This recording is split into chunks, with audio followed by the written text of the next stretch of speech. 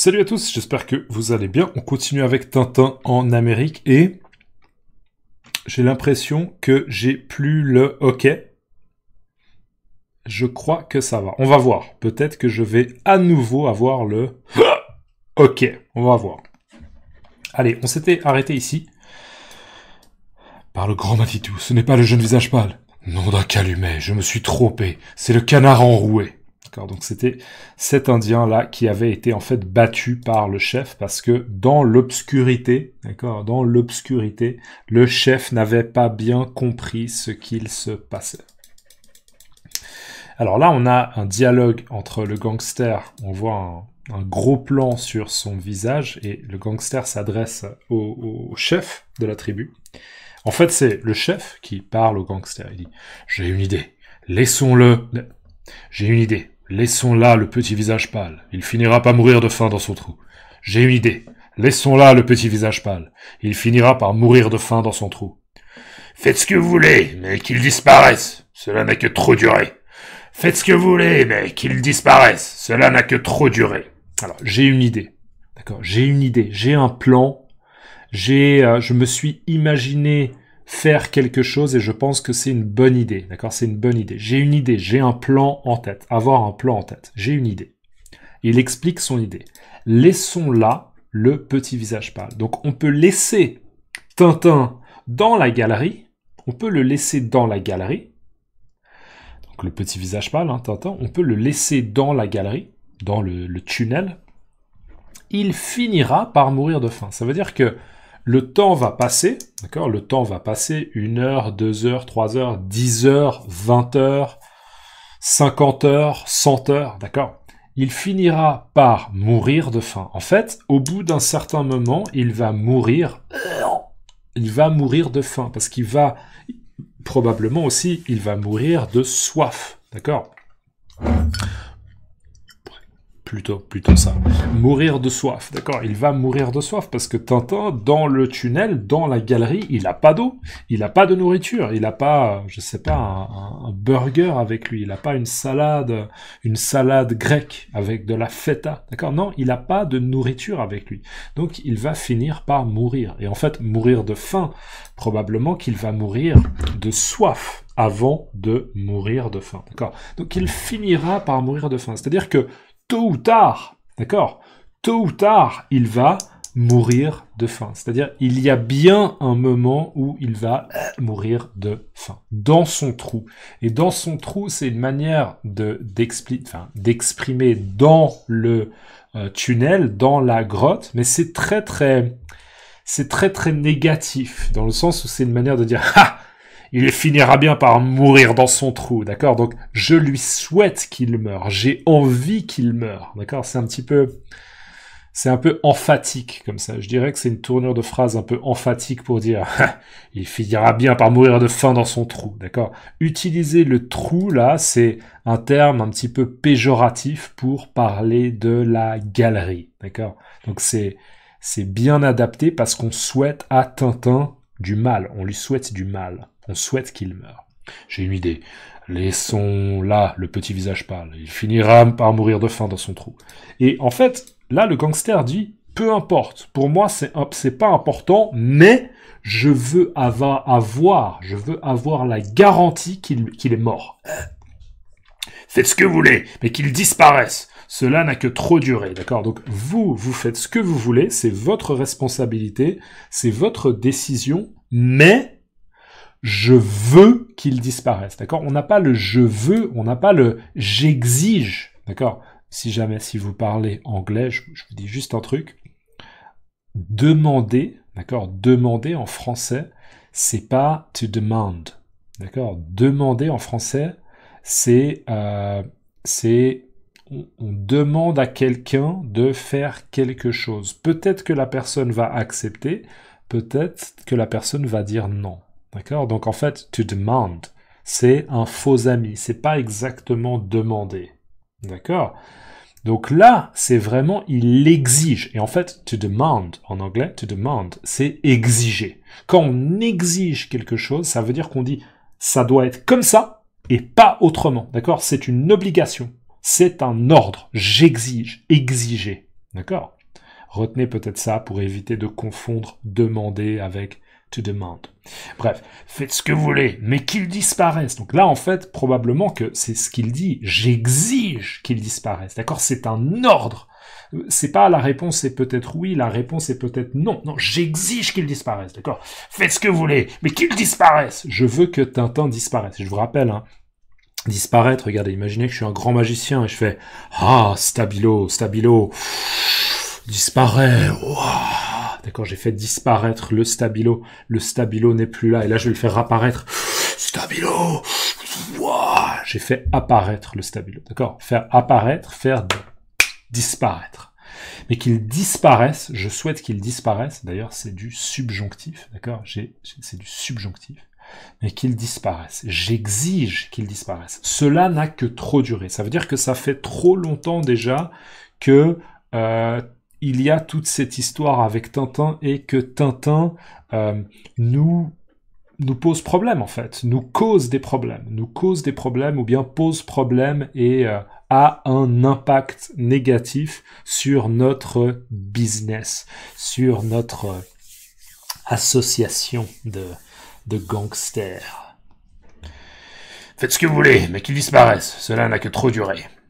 Alors, le plan est adopté, on pourrait dire. Ils adoptent ce plan, en effet, et la consigne est donnée. Vous voyez, là, il y a des morceaux de bois, des grosses branches, des branches d'arbres qui sont probablement assez épaisses. Hein, elles ont l'air assez épaisses, plus ou moins épaisses comme la jambe d'un des Indiens, vous voyez. Donc on pourrait dire que c'est des bâtons ou bien des branches d'arbres. Je ne sais pas exactement si c'est des bâtons qu'ils avaient déjà avant ou peut-être qu'ils sont allés chercher des branches d'arbres. Peut-être qu'ils les ont coupées à l'aide d'une hache. Révision, une hache, la hache. Peut-être qu'ils ont pris une hache et qu'ils ont justement coupé ces branches. Mais en fait, ils les utilisent pour déplacer, pour faire rouler en fait. D'accord? Ça, avoir justement ces bâtons ou bien ces branches qui sont rondes, ça leur permet de faire glisser la pierre sur quelque chose de rond. Donc ça leur permet de déplacer un rocher qui est très très très très lourd. Regardez la taille du rocher. Le rocher fait la taille d'un homme et il est vraiment imposant. D'accord? Il est grand, il est imposant. C'est un rocher imposant. Donc ça va être impossible, absolument impossible pour Tintin de soulever le rocher tout seul. Donc c'est une solution pour les Indiens, d'accord? Pour nous, bien sûr. Enfin, je ne sais pas si vous êtes équipe Indien ou équipe Tintin, ou bien si vous êtes équipe gangster ou équipe Tintin. Mais je pense que la majorité des gens sont là. Allez, allez Tintin, tu peux le faire. Tu vas les battre, tu vas les vaincre. Révision, battre, vaincre, ok?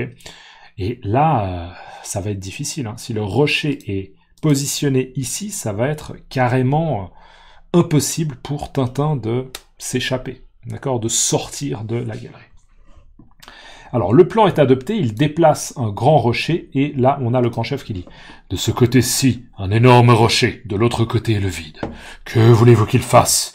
Il ne peut échapper à la mort. » D'accord. Donc, de ce côté-ci, c'est-à-dire ce côté-ci, le côté qui est le plus proche, de ce côté-ci, parce que là, c'est la galerie, et ça, c'est une des issues, c'est une des sorties de la galerie, d'accord? Donc, de ce côté-ci, ici, de ce côté, il y a un énorme rocher, d'accord? Énorme, ça veut dire très grand, d'accord? Un énorme rocher, un très grand rocher.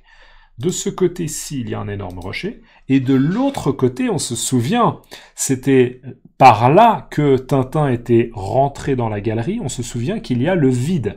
Et le vide, hein, c'est, imaginez, vous êtes tout en haut, là on a la tour Eiffel, d'accord, vous êtes à Paris, et il y a la tour Eiffel. Si vous êtes tout en haut de la tour Eiffel et que vous regardez en bas, il y a le vide, d'accord, parce que si vous tombez,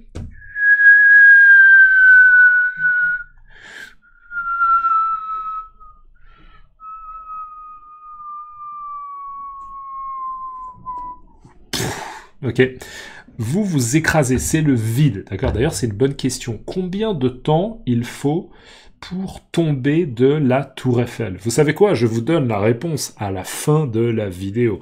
Je vais faire une technique de youtubeur. Et restez avec moi jusqu'à la fin de la vidéo parce que vous aurez un bonus.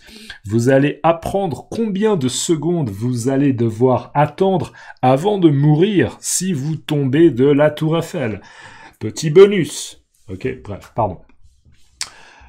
De ce côté-ci, un énorme rocher. De l'autre côté, le vide. D'accord, le vide, c'est ça. C'est quand il n'y a rien, il n'y a pas de terre et on peut tomber de très haut. Le vide. D'accord. Moi, par exemple, j'ai le vertige. J'ai le vertige et j'ai peur du vide. Si vous me mettez en haut de la Tour Eiffel, ok, vous m'accrochez en haut de la Tour Eiffel, je vais avoir une crise de panique. Je vais faire un peu... Aidez-moi, je vais avoir une crise de panique, une attaque de panique, d'accord? J'ai peur du vide. De ce côté-ci, un énorme rocher, de l'autre côté, le vide. Que voulez-vous qu'il fasse, d'accord? Quelles sont les options? Que voulez-vous qu'il fasse? Il n'y a pas d'option, d'accord? Rien n'est possible pour lui, d'accord? Il n'y a pas d'option, il n'y a pas de solution. Que voulez-vous qu'il fasse, d'accord? Fasse, c'est le subjonctif du verbe faire. Que va-t-il faire? Rien, parce qu'il n'y a pas d'option, d'accord? Que voulez-vous qu'il fasse? Il ne peut échapper à la mort, parce que une des options, c'est je reste dans la galerie et je vais mourir de soif. Une des options, c'est je vais descendre de la galerie et je vais essayer de sortir, mais comme il n'y a que le vide, je vais probablement tomber et je vais mourir. D'accord? Eh ben, c'est pas terrible, hein, ce destin, d'accord, cette destinée. Cette destinée est vraiment pas... elle ne vend pas du rêve, d'accord? Elle ne vend pas du rêve. La destinée de Tintin ne vend pas du rêve. C'est-à-dire que ce n'est pas une destinée qu'on peut envier, d'accord? On peut pas se dire « Ah, c'est génial ce qui va arriver à Tintin, d'accord? Ah, j'ai envie d'être dans la situation de Tintin. » Non, pas du tout, d'accord? Et on voit là que, en fait, la tribu décide de quitter les lieux. Il quitte les lieux. Les lieux, c'est une manière de dire ici, d'accord? Il quitte les lieux. Il quitte l'endroit dont on a parlé. Et il y a un Indien qui reste, en fait, pour vérifier que tout va bien. On voit qu'il a un fusil. Et il est assis sur l'énorme rocher. Je vous rappelle ce mot énorme. Énorme rocher. Avant de partir, n'oubliez pas, on va demander à ChatGPT combien de temps il faut pour tomber et mourir si on tombe de la Tour Eiffel. Super sympa. Combien de secondes pour tomber de la Tour Eiffel? Alors, ça arrive. Pour tomber du sommet de la Tour Eiffel, environ 330 mètres de hauteur, le calcul dépend de la gravité terrestre, environ 9,8 mètres par seconde au carré, et de la résistance de l'air. Sans résistance de l'air, bon, avec de la résistance de l'air, oui.